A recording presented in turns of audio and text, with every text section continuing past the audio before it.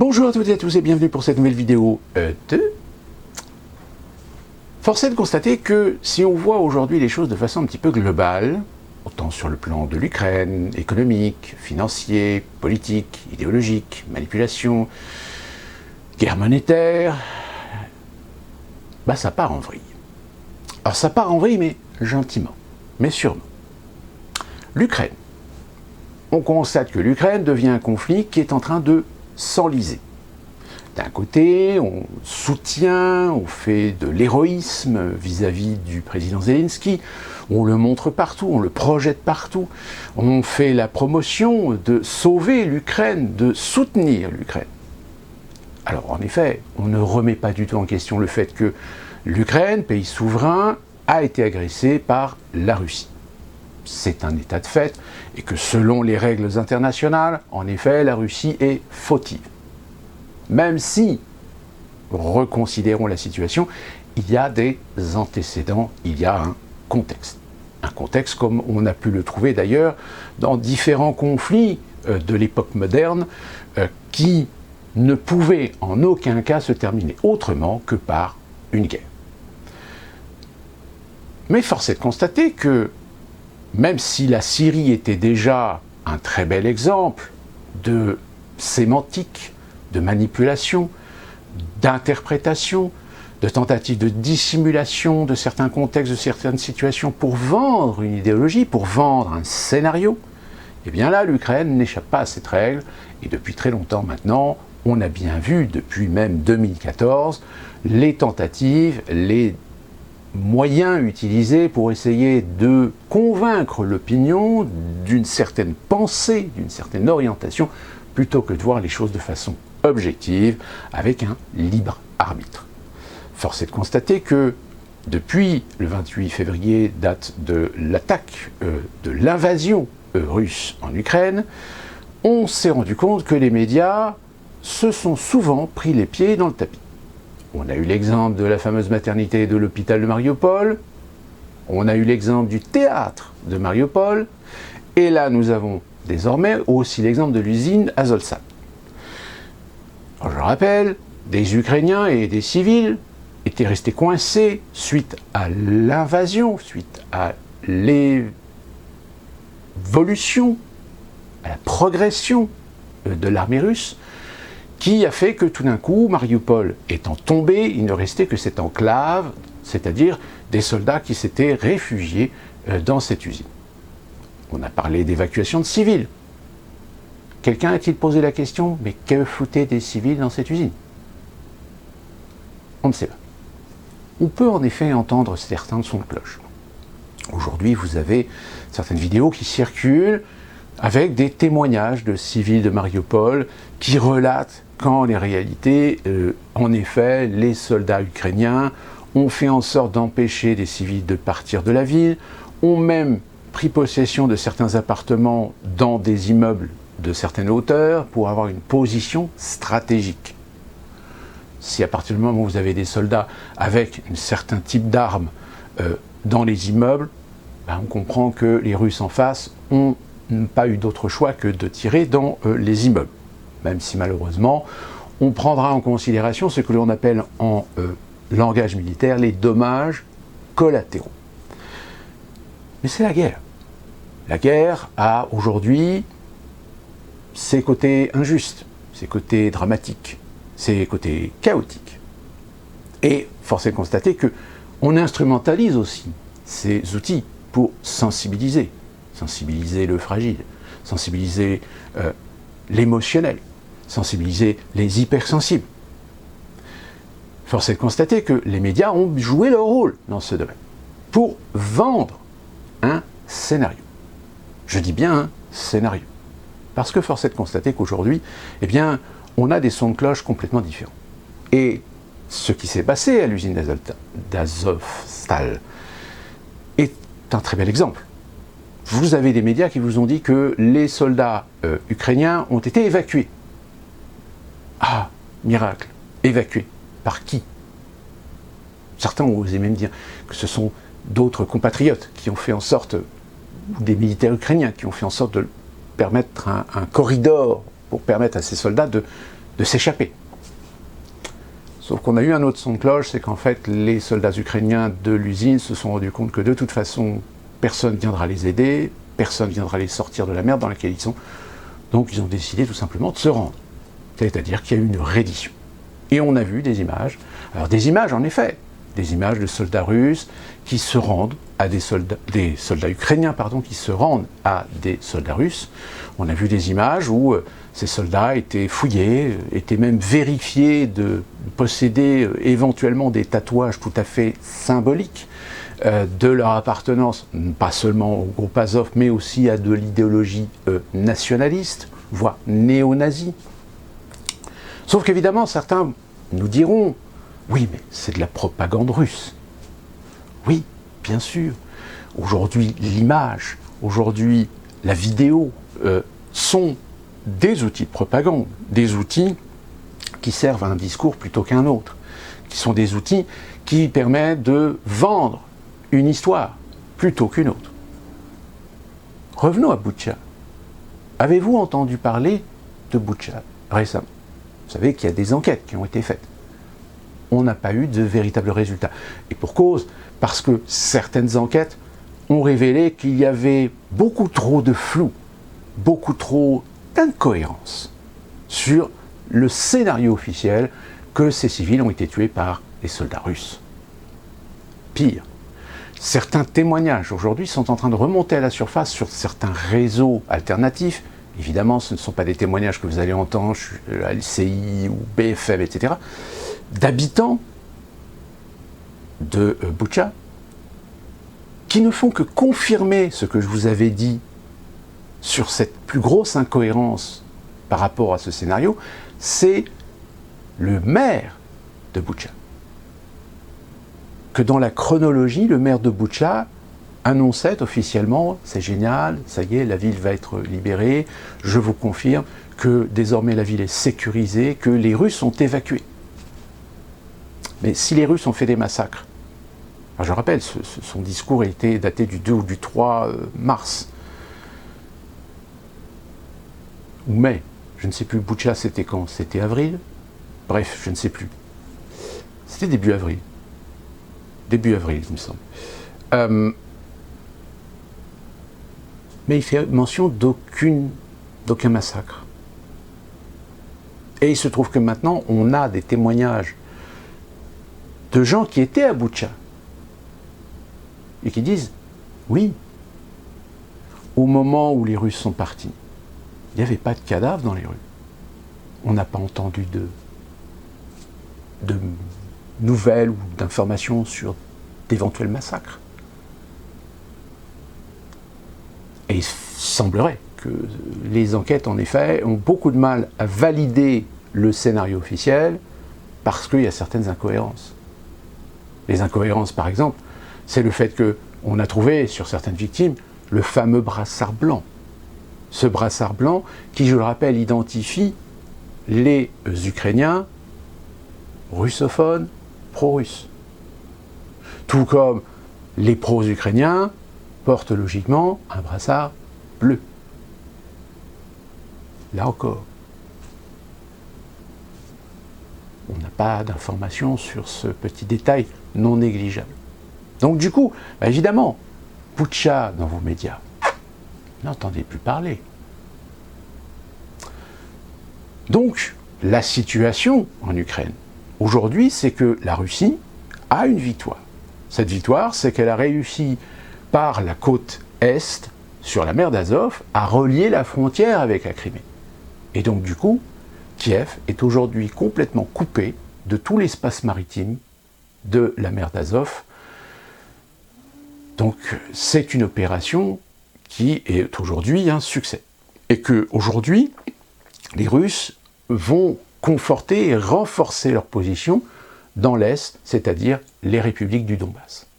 Une fois qu'ils auront consolidé ces positions, là peut-être Poutine prendra une décision. Une décision d'ailleurs où un discours qu'on attendait le 9 mai et qui finalement, il ne s'est rien passé. On n'a rien appris de plus. Poutine n'a rien donné de grain à moudre pour les médias sur le devenir de ce conflit en Ukraine. C'est un conflit qui va s'enliser, et qui va s'enliser, je rappelle que certains experts nous disent que la Russie a une autonomie et une capacité pour tenir cette guerre pendant 1 an et demi. En revanche, je ne suis pas certain que l'Occident va pouvoir arroser à coups de milliards d'euros, de dollars pendant 1 an et demi. Là, je rappelle, l'administration Biden a fait une proposition au Congrès américain d'une enveloppe de 40 milliards de dollars, qui à un moment donné a été stoppée par Rand Paul, je vous l'avais dit dans ma précédente vidéo, mais du coup, le Sénat a quand même voté cette enveloppe, donc 40 milliards de dollars vont être donnés à l'Ukraine pour la soutenir dans ses opérations. Le problème, c'est que, justement, ce que Rand Paul avait soulevé, c'est quelle est la traçabilité de cet argent. Parce que si certains envoient de l'argent, si certains envoient du matériel, des armes, il est assez amusant de constater qu'il y a plusieurs semaines de cela, sur certains tweets, j'avais répondu, surtout que le problème, c'est que, on le sait, l'Ukraine fait partie de ces pays de l'Est, des frontières de l'Europe, où il y a une certaine tradition, où il y a certaines mœurs qui se sont pratiquées depuis l'avènement de la liberté, depuis l'avènement de l'indépendance. Ces indépendances qui ont permis à ouvrir aussi un marché aux mafias locales. Et que ces mafias aujourd'hui, elles sont tellement infiltrées dans beaucoup de domaines que rien ne sort ni ne rentre en Ukraine sans que certains réseaux mafieux en tirent un bénéfice. On m'avait traité de suceur de Poutine, on m'avait traité de complotiste. Or, très amusant de voir que l'AFP, qui n'est pas n'importe quelle agence, qui est l'agence France Presse, a laissé paraître un article comme quoi, en effet, peut-être qu'il y aurait un risque que certains matériels militaires qu'on aurait envoyés en Ukraine, on puisse potentiellement les retrouver dans certains secteurs criminels européens. C'est-à-dire que si demain en France vous avez un règlement de compte à Marseille avec des AK-47 ou avec des fusils d'assaut et que ces fusils d'assaut ou que les caches d'armes qu'on va découvrir, etc., on va retrouver des armes qu'en réalité ce sont des armes qu'on avait envoyées en Ukraine. D'ici là que ça arrive, il n'y a pas des kilomètres. Donc, force est de constater que les analyses que certains d'entre nous avions sur ce conflit compliqué, avec un certain nombre de détails, qu'on s'est fait balayer par les hypersensibles, en disant « c'est inadmissible, vous jouez le jeu de Poutine, vous jouez le jeu des Russes, vous êtes des complotistes, etc. » Eh bien aujourd'hui, ces éléments qu'on avait mis en évidence, eh bien commencent à remonter à la surface. Et du coup, ça complique le discours officiel, ça complique le scénario de la guerre en Ukraine vis-à-vis de l'opinion. Car, comme je vous l'ai dit au début de ma vidéo, c'est un conflit qui est parti pour durer, qui va s'enliser. Et comme tout conflit qui s'enlise, ça laisse le temps à des données, ça laisse le temps à des informations, ça laisse le temps à des gens de vendre, de promouvoir, de montrer, d'expliquer à l'opinion ces détails. Même si encore aujourd'hui, on va essayer de convaincre l'opinion qu'il ne faut surtout pas regarder les reportages de ceux qui font des reportages dans le Donbass, parce que ce sont des pro-russes.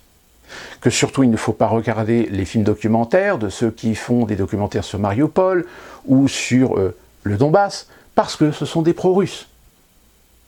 Eh bien le problème, c'est, j'ai envie de dire, comme je l'avais déjà dit, le problème c'est que les reportages que vous voyez sur les chaînes mainstream, les reportages en live, les journalistes qui vous font des discours, sont des gens qui sont accompagnés par des guides, par des conseillers de l'administration de Kiev. Ce sont donc des gens qui contrôlent, qui vérifient ce que les journalistes occidentaux montrent, filment et disent. Et d'ailleurs, rappelez-vous, je l'avais dit, lorsqu'il y a eu les articles du New York Times sur l'affaire Boutcha, le New York Times s'est à plusieurs fois protégé en disant « Attention, on vous relate des informations, mais à notre niveau, sur le plan journalistique, sur le plan éthique, nous ne pouvons pas vérifier ces informations parce que ce sont des informations qui nous sont données par les autorités ukrainiennes. Et que par conséquent, nous n'avons pas pu et nous ne pouvons pas les vérifier. Sauf qu'évidemment, vous savez aussi bien que moi, il y a à peu près 70%, 80% des gens qui, sur des articles, ne lisent que les gros titres. Je vous avais fait une démonstration avec le professeur Raoul récemment. Donc, le problème, si vous comprenez bien que cette guerre en Ukraine n'est que la conséquence d'un rouage dans un conflit qui date depuis maintenant la fin des années 80, depuis la chute de l'Empire soviétique, mais plus particulièrement depuis le début des années 2000. Soyons clairs, depuis l'arrivée de Poutine au pouvoir. Si Poutine n'était pas trop considéré par Washington dans les années 2000, ça ne fut pas le cas dans les années 2010. Car dans les années 2010, évidemment, progressivement, Poutine a réaffirmé une politique russe, réaffirmé une autorité russe, réaffirmé une position russe dans l'échiquier international. Et du coup, Washington se retrouve, une fois de plus, avec un contrebalancier de son hégémonie sur le monde. Raison pour laquelle, depuis maintenant 20 ans, tout ce qui est russe, tout ce qui est Poutine est forcément mauvais. On a bien tenté d'essayer d'inverser les valeurs, on a bien tenté d'essayer de le renverser, on a bien tenté de promouvoir des opposants. Sauf que le problème, c'est que si cette stratégie fonctionnait très bien il y a encore 40 ou 30 ans, aujourd'hui elle fonctionne beaucoup moins parce qu'il y a toujours à un moment donné des détails, des éléments qui démontrent que ces fameux opposants, en réalité, ne sont que des petits soldats idéologiques de l'Occident. Force est de constater que Washington, et derrière, évidemment, suivant comme un petit toutou l'Union européenne, sont très véhéments depuis un certain temps contre Poutine. Des sanctions qui ne datent pas d'hier, qui ont été faites depuis les problèmes qui ont eu lieu en Ukraine depuis 2014. Rappelez-vous, l'intégration de la Crimée à la Russie a déjà provoqué des sanctions de la part de la communauté internationale. Et c'est ce qui a fait d'ailleurs monter la sauce, monter un petit peu la mayonnaise. Alors je ne vais pas revenir sur tout l'historique depuis 2014, mais le fait est qu'aujourd'hui, cette guerre, tout du moins cette invasion russe, elle était inévitable. Elle devait arriver. Et je dirais même que Washington, comme les Européens, l'espéraient pour pouvoir mettre en place leur politique contre la Russie, contre Poutine. Sauf que le problème, c'est que les sanctions dont on nous a promis qu'elles allaient affaiblir la Russie et que ces sanctions avaient pour mission potentiellement de pousser le peuple russe contre Poutine et peut-être réussir à pousser Poutine dehors, ne marchent pas. Ça marche tellement pas que le rouble, qui en effet, à partir du 28 février, s'est effondré, mais à partir du moment où vous avez une stabilisation de la situation et qu'on pèse les pour et les contre, que tout d'un coup on s'est rendu compte que certains pays européens étaient finalement dépendants de la Russie sur le plan énergétique, que tout d'un coup on s'est rendu compte que la Russie aura toujours des alternatives, soit de par sa capacité à pouvoir être autonome dans beaucoup de secteurs, et aussi sa possibilité de voir toujours des alliés avec lesquels elle peut commercer, voire même commercer en contrepartie de ce que éventuellement le panier international s'impose avec le dollar, et finalement pousser la Russie, la Chine, l'Inde et d'autres pays à monnayer leurs échanges économiques dans une autre monnaie que le dollar, eh bien tout d'un coup on se rend compte que finalement on a peut-être surestimé notre capacité à entraver la Russie. C'est-à-dire que tous ces experts, tous ces analystes, qui sont parfois à l'origine des plans, finalement, se sont tous plantés. Et aujourd'hui, la Russie a encore un potentiel. Vous avez entendu que McDonald's a décidé de se retirer définitivement de la Russie. Sauf qu'évidemment, on a chanté, rendez-vous compte, McDonald's qui quitte la Russie. Un symbole du capitalisme.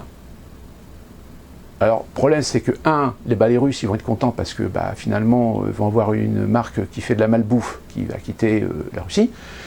Et deuxièmement, la raison pour laquelle, en fait, McDonald's se retire de la Russie, c'est tout simplement parce qu'elle a perdu progressivement l'ensemble de ses franchisés.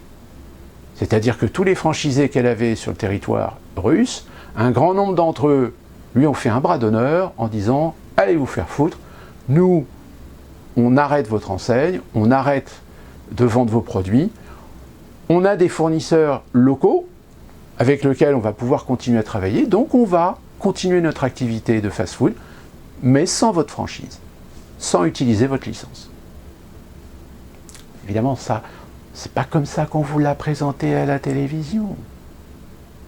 Donc vous comprenez bien que pour tous ces analystes, tous ces stratèges, voir la Russie finalement rester debout et ne pas donner de signes flagrants de faiblesse, ça rend de plus en plus rageux. Et ça veut dire que, même militairement, si on vous dit qu'il y a 35 000 soldats russes qui sont morts, le problème c'est que la Russie a encore de la réserve. Alors attention, soyons clairs, il est évident qu'au sein du peuple russe, voir une guerre s'éterniser en Ukraine, c'est pas très populaire.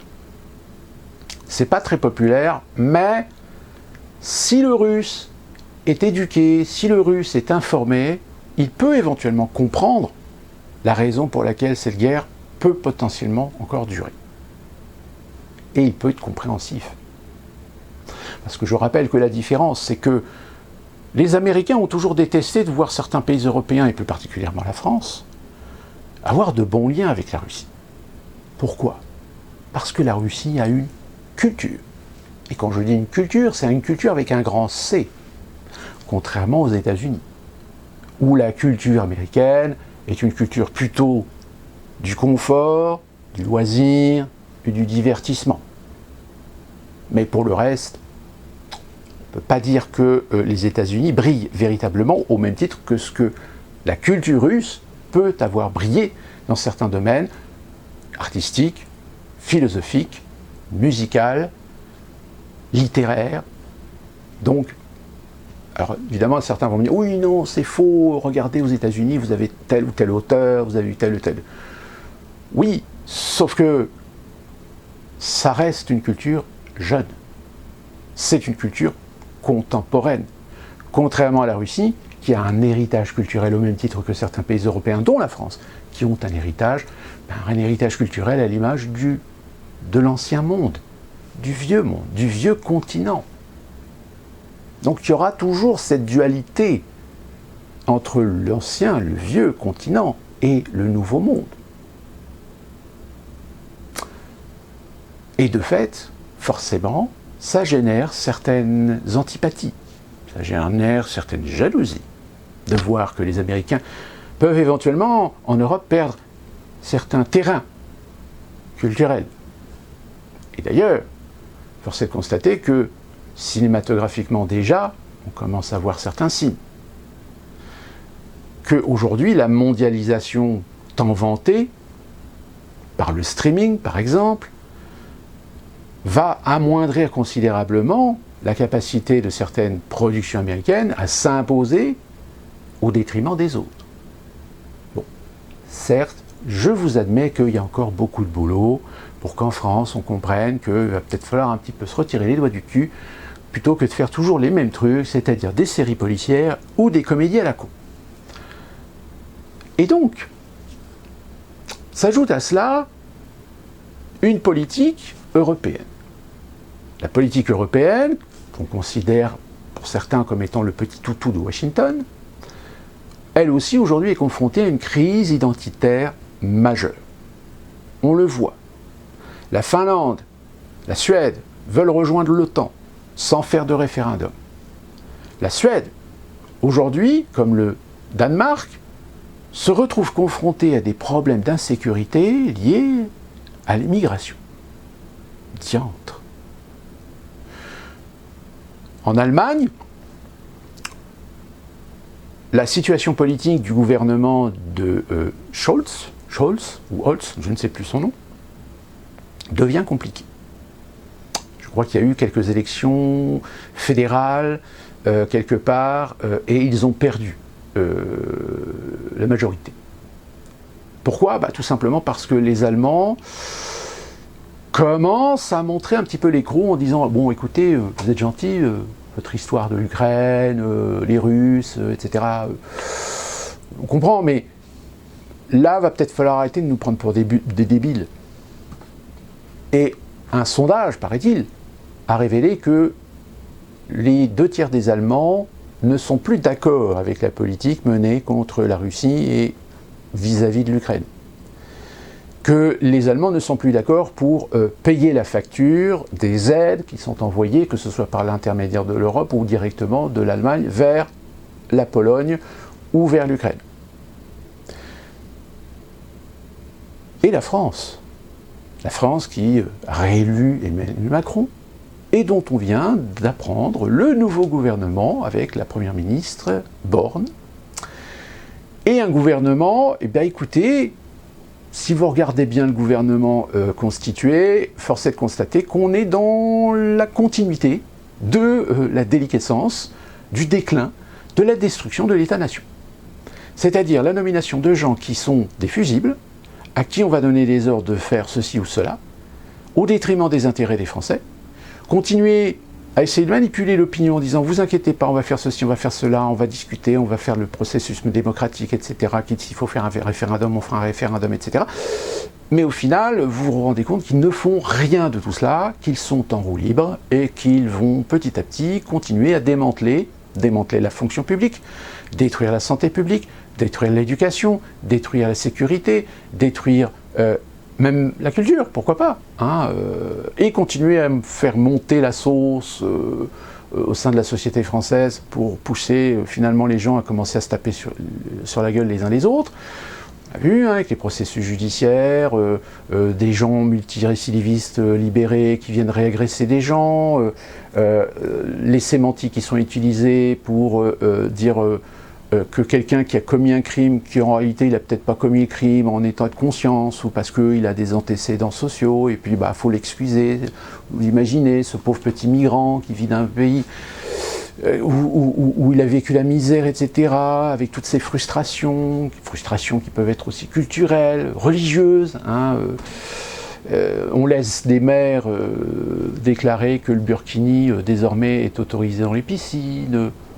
Enfin, on est dans cette continuité de dégradation, finalement. De dégradation de la société française. Jusqu'à ce que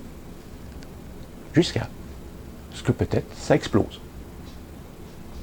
Ça va exploser comment? Ça reste une question. Et puis enfin, pour terminer, aux États-Unis, l'inflation, évidemment, commence à devenir un problème. D'autant plus un problème que lorsque vous avez une administration qui décrète de filer 40 milliards à l'Ukraine, que derrière on continue à voir des gens vous vanter la politique vaccinale, il faut se faire vacciner, attention le Covid, etc. Et là maintenant, évidemment vous en avez tous entendu parler, vous allez en entendre parler parce que c'est la nouvelle marotte, c'est le nouveau joujou de terreur sanitaire qui est la variole du singe. Qu'est-ce que vous voulez que je vous dise? Ici aux États-Unis, l'impact de les Américains, la variole du singe, les médias en parlent, mais ils en ont rien à foutre. Ils en ont rien à foutre parce que on leur a tellement bourré le mou, on leur a tellement fait peur avec le Covid, et alors qu'au final, oui, il y a 1 million.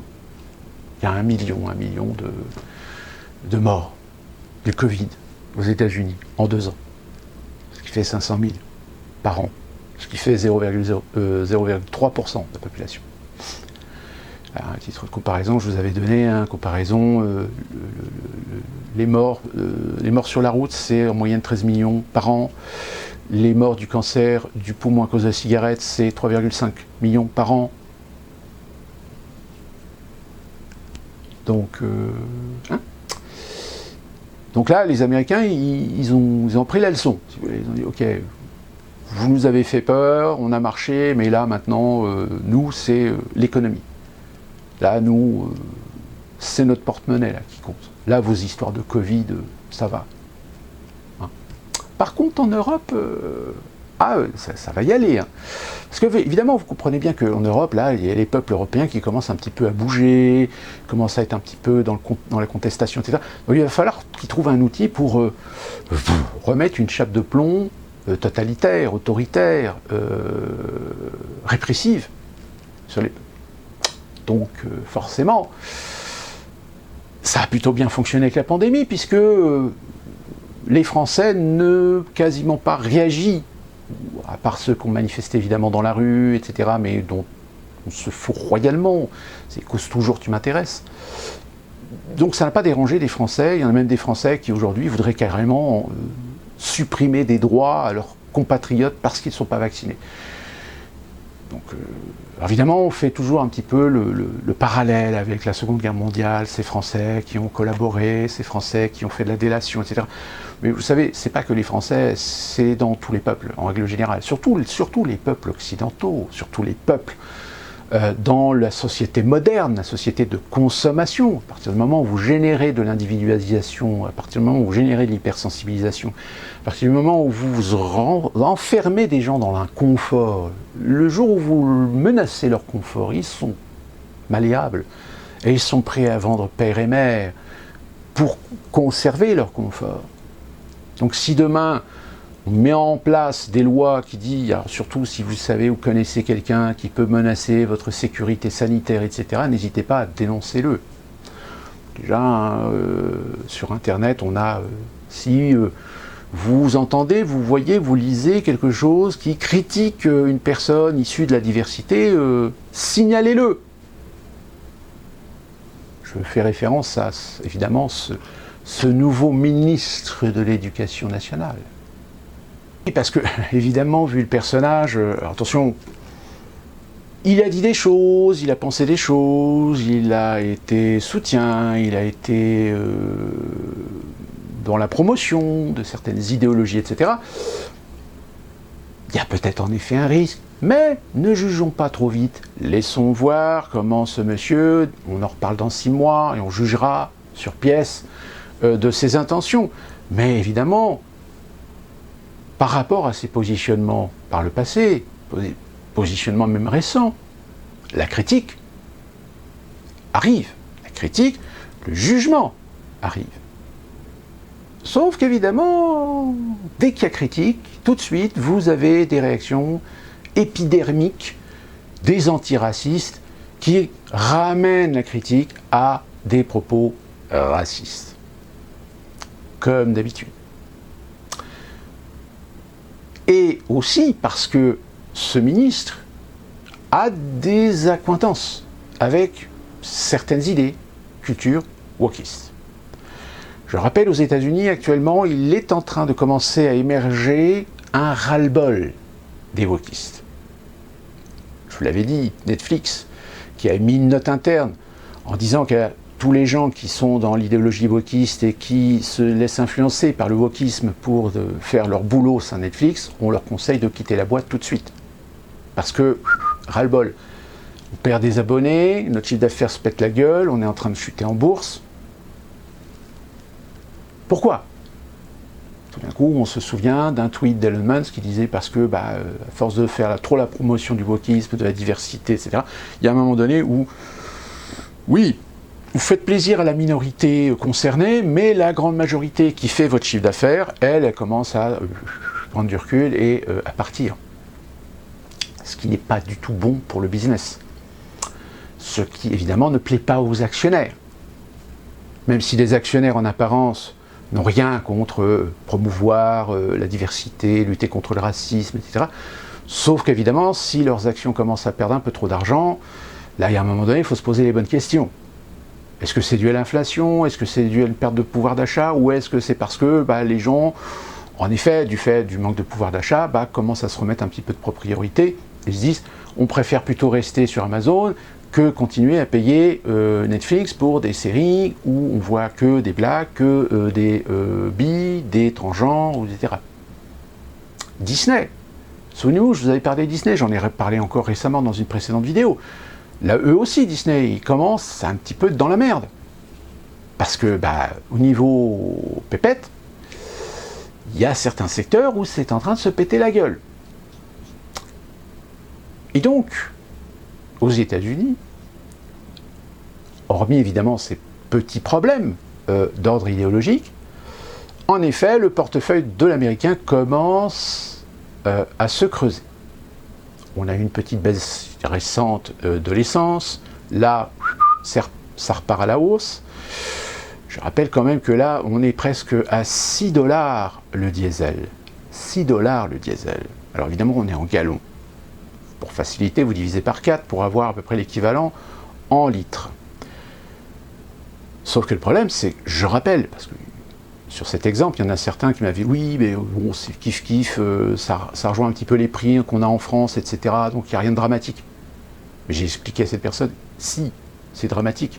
Parce qu'imaginez qu'il y a 3 ans, le prix du gallon en moyenne aux États-Unis était de 2 $. Alors, il y a certains États, parce que c'est des États peuplés, parce qu'il y a beaucoup de taxes, donc il était plus cher, mais en moyenne, dans beaucoup d'États, le gallon était à 2 $. Donc, c'est-à-dire en litres, ça faisait à peu près 0,50 ou 0,60 centimes le litre. Donc, vous comprenez bien qu'aujourd'hui, même si ça a augmenté, et qu'on arrive au prix du litre à 1,50 $, 1,60 $, voire 1,80 $, le litre, pensez bien qu'un 1,80 $ comparativement aux 0,60 qu'on avait il y a 3 ans, c'est pas comme chez vous où vous aviez une essence à 1 $, 1,30 €, 1,50 €, et puis là, évidemment, ça monte à 1,70 €, 80 €. Bon, c'est que, grand maximum, vous avez pris 1 €. Et encore, alors qu'aux États-Unis, on est passé du simple au double. Donc vous comprenez bien que ça fait un petit peu mal au porte-monnaie. Alors en effet, la Covid, il y a eu une politique sous l'administration Trump de stimulus, c'est-à-dire que les Américains recevaient des petites enveloppes pour les aider financièrement. Sauf que le problème, c'est que ces stimulus-là, il n'y en a plus. Et force est de constater que l'administration Biden, et c'est là que le midterm qui va avoir lieu au mois de novembre va être important. Parce qu'apparemment, l'administration Biden préfère dépenser des milliards de dollars pour l'Ukraine, plutôt que de mettre en place une politique de stimulus pour les plus faibles aux États-Unis.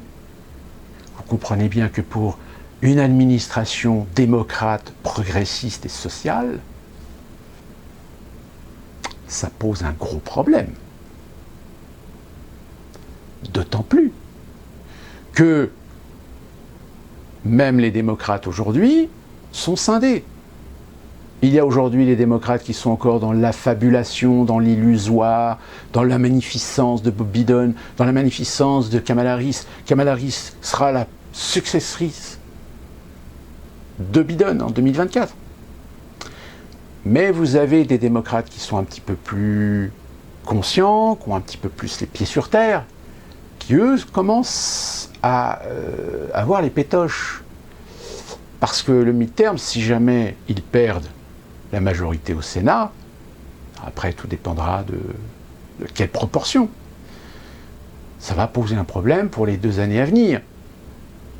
Parce que certaines lois qui seront proposées par l'administration Biden, si elles passent évidemment la Chambre des représentants où les démocrates sont majoritaires, ça peut bloquer au niveau du Sénat. Et là, dans ce cas-là, on se retrouvera exactement comme s'est retrouvé Donald Trump, comme s'est retrouvé Obama, c'est-à-dire pendant 2 ans, avoir une gestion du pays compliquée et difficile, voire peut-être ingérable, parce que vous n'avez pas les 2 chambres. C'est un peu comme en France, c'est pareil. Si vous avez l'Assemblée nationale où il y a une majorité présidentielle et le Sénat qui a une majorité d'opposition, après, voilà, on joue des coudes. On joue des coudes, on joue de pression, on joue de menaces et tout pour faire passer en force des lois. Je veux dire, en 2017, lorsque Macron annonçait que peut-être il n'hésiterait pas à faire appel à de l'ordonnance, c'est parce que déjà, il se doutait que si j'ai l'Assemblée nationale, mais j'ai pas forcément le Sénat. Donc si jamais mes lois sont refusées au Sénat systématiquement, etc., et on en a eu, hein, il y a eu des lois qui ont été proposées, qui ont été refusées au Sénat, qui sont revenues à l'Assemblée nationale, sauf que la deuxième lecture en Assemblée nationale, ou en Assemblée commune, comme on l'appelle, est tellement sujet à de la pression, est tellement sujet à un lobbying politique, qu'il y a beaucoup de lois finalement qui sont passées, malgré le refus du Sénat. Bon, aux États-Unis, c'est un peu plus compliqué, parce qu'aux États-Unis, le processus démocratique au niveau du Parlement est beaucoup plus respecté. Donc, ça devient compliqué. Ça devient d'autant plus compliqué que le marché du travail a des demandes, mais des demandes qui nécessitent des offres, sauf que les offres ne trouvent pas preneur. Aujourd'hui, il y a pénurie dans un certain nombre de secteurs. Pourquoi ? Parce que tout simplement, les gens compétents sont aujourd'hui pris par des sociétés, donc il ne reste plus que sur le marché soit des jeunes, inexpérimentés, ou des vieux, expérimentés, mais qui n'ont plus les capacités de réactivité, de productivité, parce que physiquement, c'est plus difficile, etc.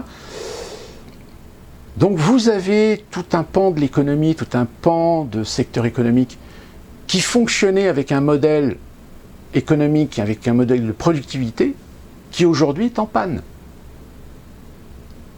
Pour vous donner un exemple, aujourd'hui aux États-Unis, pour calculer le niveau de consommation, pour calculer le panier des ménages, vous avez plusieurs enseignes qui, statistiquement, rentrent par leur chiffre d'affaires, par leur fréquentation, etc., pour établir la santé de la consommation américaine. Et parmi ces enseignes, on retrouve évidemment McDonald's.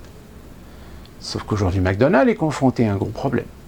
Si elle avait plusieurs licences, plusieurs franchisés, qui faisaient par exemple du 24-24, ou qui ouvraient tard le soir, jusqu'à 10h, minuit, voire 2h du matin, eh bien malheureusement, près de la moitié de ces franchisés aujourd'hui aux États-Unis ne peuvent plus ouvrir jusqu'à minuit. Ils sont obligés de fermer à partir de 9h30, 10h. Parce qu'ils ne trouvent pas de personnel. Enfin, quand je dis qu'ils ne trouvent pas de personnel, si, ils trouvent du personnel. Mais le problème, c'est que c'est un personnel qui est totalement incompatible avec l'activité.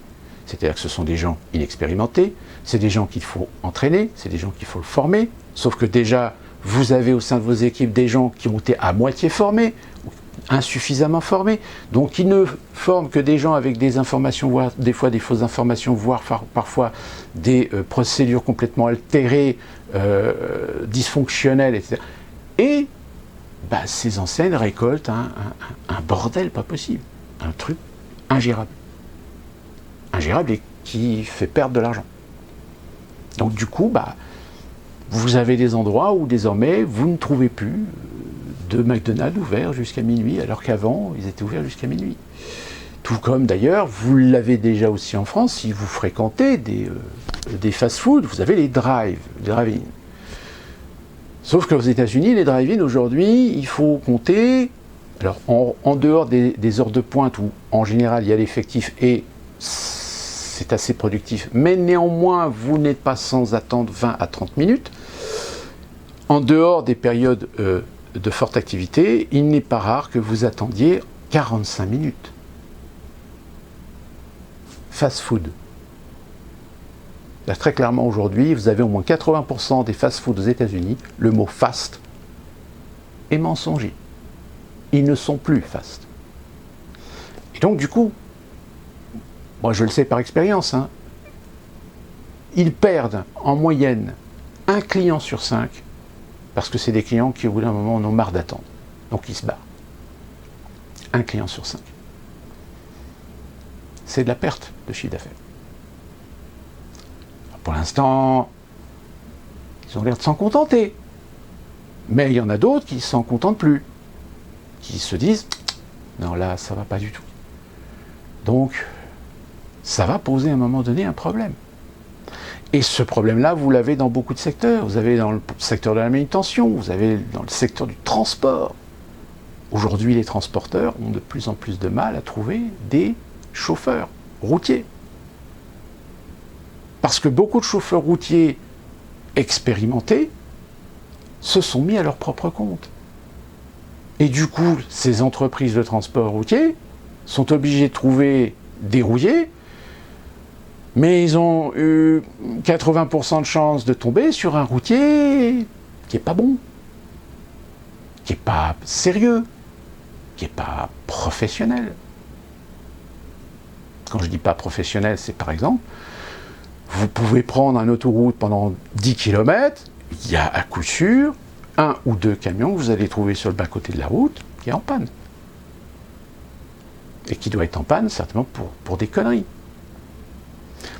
Quand vous êtes sur l'autoroute, très souvent, vous allez entendre un camion dont le ralentisseur moteur vous donne un son qui, toi mon gars, ton moteur, il n'est pas entretenu. Sans parler des échappements d'huile, etc. On se dit, ouais, là le moteur, il y en a beaucoup qui crament d'ailleurs au bout d'un moment, sur les bas-côtés de la route. Donc voilà, c'est la déliquescence. La déliquescence de tout un processus de consommation qui a des impacts tant sur la consommation des ménages, tant sur la consommation des entreprises, tant sur la maintenance, tant sur la productivité, qu'il y a un moment donné où ça va coincer. Et d'ailleurs, ça commence déjà à coincer.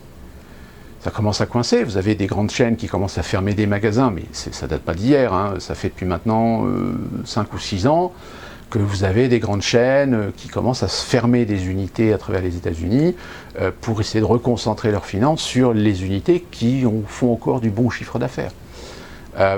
Mais vous vous rendez compte très rapidement qu'il y a un changement de culture aux États-Unis. Que de plus en plus, vous voyez de moins en moins de jeunes étudiants travailler dans les fast-foods, par exemple, ou dans les restaurants. Que c'est de plus en plus soit des personnes âgées, ou des quarantenaires, ou des cinquantenaires. Que vous allez dans les supermarchés, que vous allez vous rendre compte qu'il y a de moins en moins de personnel.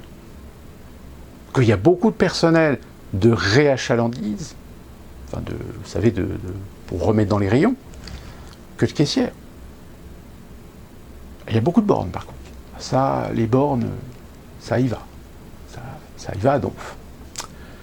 Donc voilà, pour résumer un petit peu la situation, alors il y a d'autres éléments évidemment, on pourrait parler des pénuries en matière d'agriculture qui risquent d'avoir, on a vu l'exemple de l'Inde par exemple, le blé va poser un problème tôt ou tard, donc, mais je dirais c'est tout un effet domino. Un effet domino de toute façon dont on reparlera de façon plus spécifique par rapport à certains secteurs, par rapport à certains endroits. La culture aussi, là, j'ai vu passer qu'il y avait un premier résultat de premier trimestre pour les salles de cinéma qui est catastrophique. Mais là encore, je veux dire, on ne peut pas demander aux gens de venir au cinéma et de continuer à augmenter les prix sous le prétexte de la qualité, de gadgets, de 3D, etc. Et derrière, réduire la qualité, réduire la prestation, réduire la présence humaine et ne plus avoir affaire qu'à des machines, à des robots, etc. C'est-à-dire qu'il y a une déshumanisation du cinéma, finalement. Alors je ne parle pas des petits cinémas indépendants ou encore, c'est des cinémas qui, eux, peut-être peuvent encore tirer un petit peu leur épingle du jeu parce qu'il y a de la présence humaine, parce qu'il y a une ambiance, ou trucs comme ça. Mais les grands multiplex...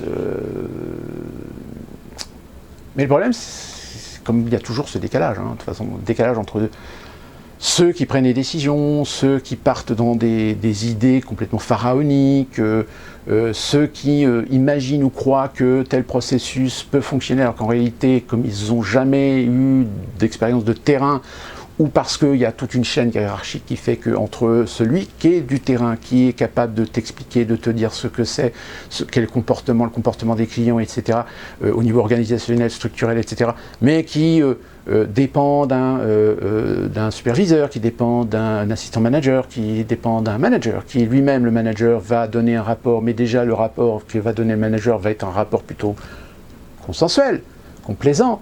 Donc tous les mecs qui vont faire des analyses par rapport aux rapports de tous les managers, etc. Sauf que tous les managers, si vous font des rapports complaisants, oublient ou omettent ou volontairement ne disent pas certains aspects négatifs, des délires, ou au final, ceux qui prennent les décisions d'une nouvelle procédure, la procédure, vous vous rendez compte qu'elle n'est pas du tout adaptée, qu'elle est complètement dysfonctionnelle par rapport à la réalité. Et ça, malheureusement, vous le croisez et le rencontrez un peu partout, dans beaucoup de secteurs d'activité. Donc voilà, il y a beaucoup de secteurs, beaucoup de sujets, etc., qui vont être impactés par la situation, et on en reparlera peut-être de façon plus spécifique. Donc voilà pour cette vidéo, j'ai essayé de résumer un petit peu la situation de ce qui part, comme je le dis dans le titre, en vrille. Et on se retrouve très prochainement pour une nouvelle vidéo, et d'ici là, portez-vous bien.